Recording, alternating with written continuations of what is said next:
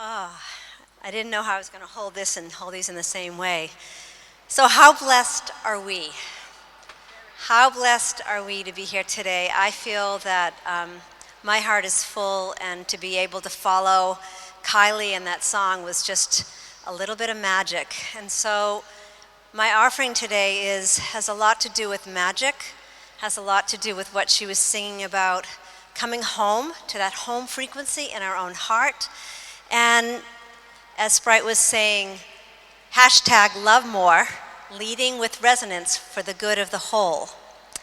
So I'd like to start out right now with actually an invocation, and to invite you to join me and to really honor the ancestors and the power of place. Because without these ancestors, they could be your grandparents, but let's go back a little further. Let's follow that lineage back before Maori, before Kiwi, and to those ones that traveled the waters, to those ones that were the water carriers or the water bearers. And that's the lineage of who we are. Because many of us know by now that we're made up of 70-80% water. Some people even say 90%.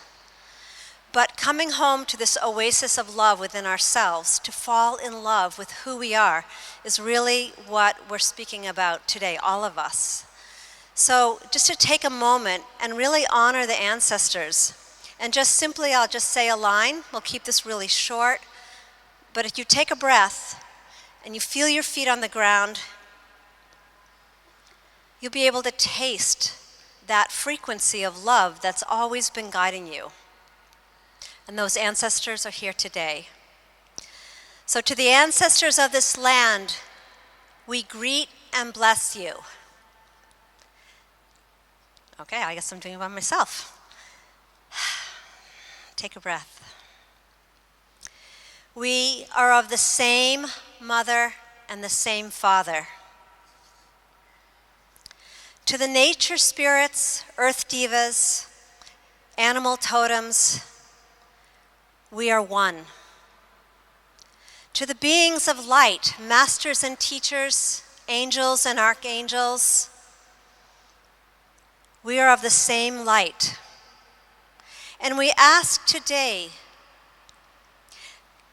that may we be protected, guarded, and guided as we tread gently upon this land. And so the invitation is just to breathe for a moment and bring your attention back into your heart. Because if you leave with anything from this particular talk, it's just simply hashtag love more. Because in my life and everything that I've been through, it's the one thing that remains. And it's the one thing I can give myself and I can give to you. And so just taking a moment, and as many have said here today, to put your hand on your heart and take a moment with gratitude for yourself, for how you're showing up. Because in terms of leadership, you might be looking at each one of these gorgeous beings that have gotten up here today and more to come, that, oh, they've done all the work and we're the leaders. But actually, it's not true. It actually has to do with that aspect of yourself that you acknowledge. And so to take gratitude, it's easy to have gratitude for everybody else, but to have gratitude for ourselves is where it really makes a difference for how you've shown up. And today, what does resonance have to do with our lives? What is resonance? And I think it's so perfect that I had the opportunity to come up here after Kylie, because I would imagine that each one of you were touched by the vibrational frequency, the harmonics of her voice and her guitar. And that's resonance. When those strings are plucked in a particular way, they create a continuity, a coherence, and it touches our being. And so we know a lot of leaders out there in some ways, are pretty scary right now. They're out there, they're leading, and they're saying that they're here for the good of the whole. But what we're doing here is to raise our own resonance, understand ourselves as a multi-dimensional being. It's perfect we're in this stadium, this field where champions are born, right? And beyond that, there's a field. And this field of intelligence, some of us might already understand it, this unified field is really who we are. We're beyond our mind, we're beyond our imagination. We actually coexist. We are one with this vibration of love. And so the invitation here, just for the next few minutes, and I'm sure there's a clock, and I have a couple minutes remaining, is just to be aware of that.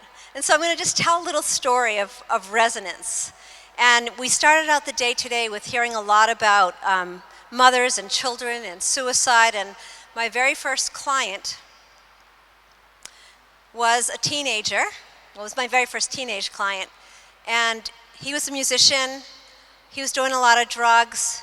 He was just hiding away in his room. And when his mother found out about the work that I was doing, she came and sought me out. And she was so concerned. Everyone thought he was thinking about suicide. He was just totally lost. And the beauty of what he taught me the day that he came was that all it took was for him to be given the space to express his dream, to breathe into that field of intelligence that was moving him. And what was so amazing to me, he described this land that he knew he was connected to. It was Israel at the time.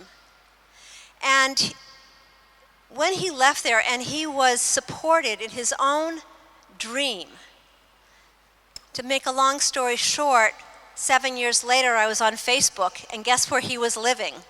In Israel, on a kibbutz, serving others. So I feel like this experience of resonance, leading from that place, is who we all are. And we're learning to stand on the stage of our own life. We're learning to stand and sing the song of our own heart. And so today, just being aware of these turning points, these moments where you get a sense of that remembering. And the reason I'm holding these dowsing rods is because it was a turning point in my life when dowsing came in. And in a million years, you could have never told me that I would have done this shift to include dowsing in my life, a way to tap into that higher consciousness, understand positive vortexes, and why we love to be by waterfalls, water, cathedrals, because it creates an upliftment, and it takes us back to our home, to that heart resonance. So, just taking a breath, feeling that love for each other, for the collective consciousness, and to remember that there is no circumstance in which loving more is not the answer. So thank you.